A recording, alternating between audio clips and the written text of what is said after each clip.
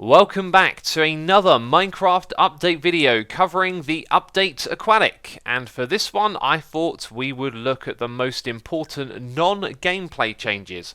Well, what does that mean exactly? We're not going to be talking about the obvious stuff, new blocks, dolphins, drowns and their tridents, those pesky phantoms, the beautiful coral reefs, shipwrecks, the conduit. Do I need to go on? You've probably seen a bazillion videos covering the new content. In this video we are going to go over technical changes that will often be overlooked. Changes to how the game works, changes to commands and new features like a built-in backup system so you can easily keep your worlds safe from harm. Now there is one exception. This first feature or bug fix is one of my favourites in this update. But you could technically say it's a gameplay change, but none of that really matters. I'm just here to show you a bunch of useful changes that you should know about. And this first change is the removal of the infamous ghost blocks, which have plagued many miners using Instant Mine, which is a combination of haste 2 from a beacon and efficiency 5 on a diamond pick, allowing you to instantly break blocks in survivor mode, and often these leaving mysterious invisible blocks that you can't seem to walk through, as you can see here, having some trouble walking in there. And essentially what you would do is get a bunch of these after mining, and then you would have to right click where the invisible block is to make it reappear. This was incredibly irritating and a common problem when digging, and fortunately it's been fixed in 1.13. You will never see this bug again. At last, we can rejoice. There will be no more pesky ghost blocks plaguing our mining sessions. But anyway, let's move on to the second part of this list with a huge change to the game, which is known as the flattening. That is the removal of numerical block IDs from the game. This is mostly a behind the scenes change, however you might have encountered it if you had tried to do something like this in the past. Let's say you type in 1, for which I believe was stone. It will no longer accept that because stone is no longer having a numerical ID. It is now known as stone as it appears on the tooltip. And the reason that this was done is because the game was reaching a limit on the amount of blocks it could actually have inside of it. And that's why this update comes with tons of new blocks. Of course, we've got slabs and stairs for different types. We have the dead and the living coral blocks, as well as the stripped logs and bark as well. So loads of new blocks can be added thanks to this thing known as the flattening.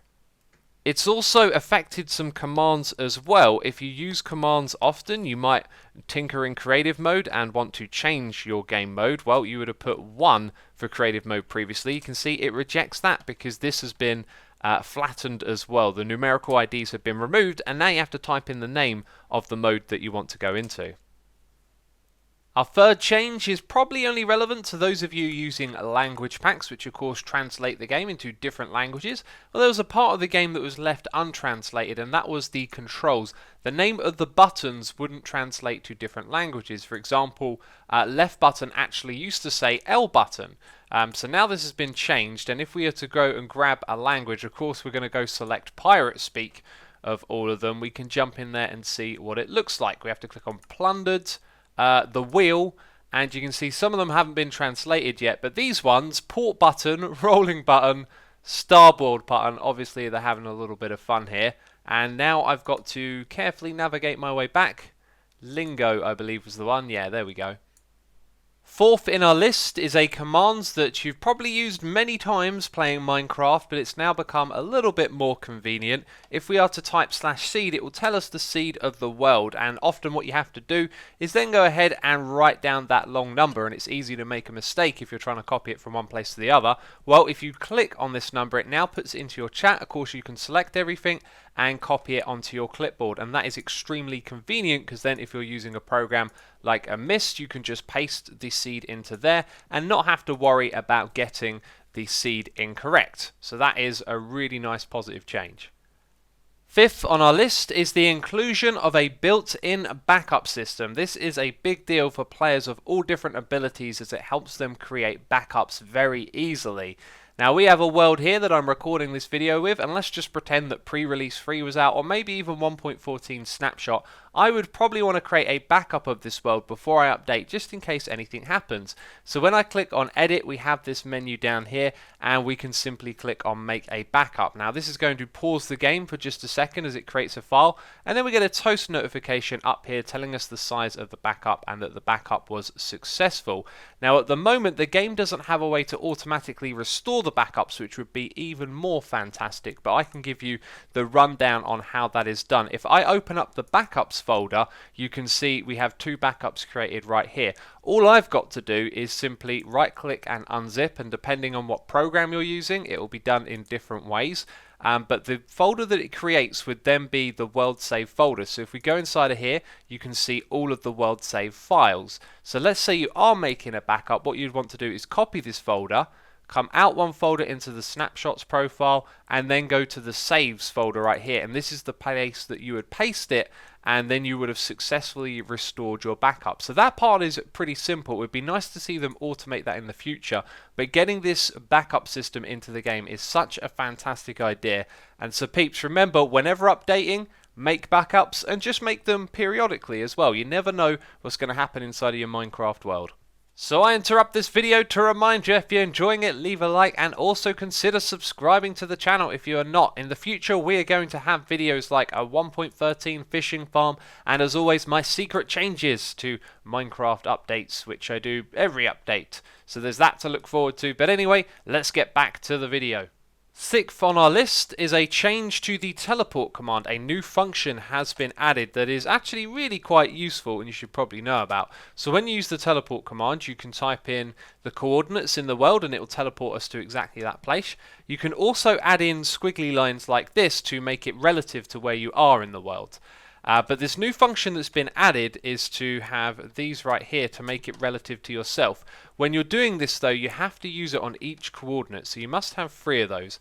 Now the first one is going to go left and right, so a positive number will teleport you to the left, and that's relative to the player. So if I then look in this direction, I'm going to move in the opposite direction because it is relative to myself. And again, if I were to put that as a negative number, it would go right instead of left. The next one is up and down, as you might expect, so that goes upwards, and a negative number would go down.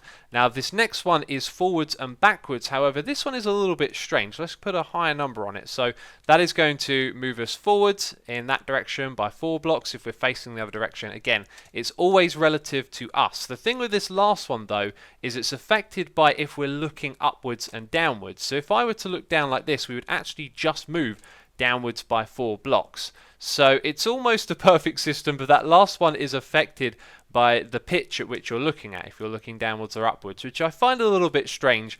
But anyway, in general, this thing is actually really useful, so I'm glad it got added to the game. So on to number 7. You may be thinking, hang on a second, the water looks a little bit funky there. That's because we have 3 different biomes here and they have different colours of water. And so to combat these horrible ugly borders we have in the water, they've added a new feature called Biome Blend. So what I'm going to do is actually go through each of these and show you the difference when we're looking at this spot right here.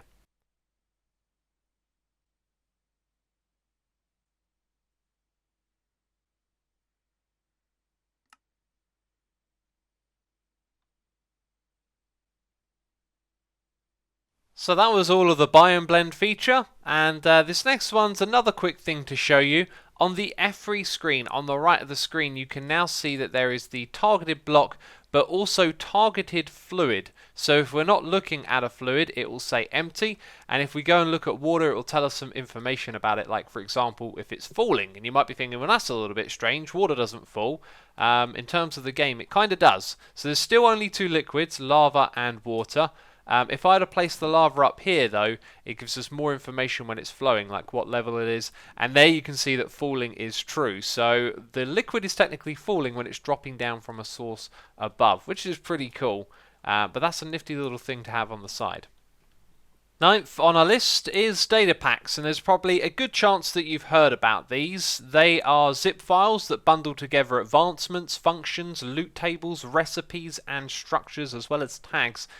into the game, and you can add them into the game. But also, vanilla itself is part of this. As you can see, we've got vanilla enabled right here, so we can see the advancements from vanilla. We can use a recipe like this, for example. However, we can also go ahead and disable the vanilla game, which I think is pretty amusing. So now when we press advancements, you can see that there is nothing there, and all of the crafting recipes are gone.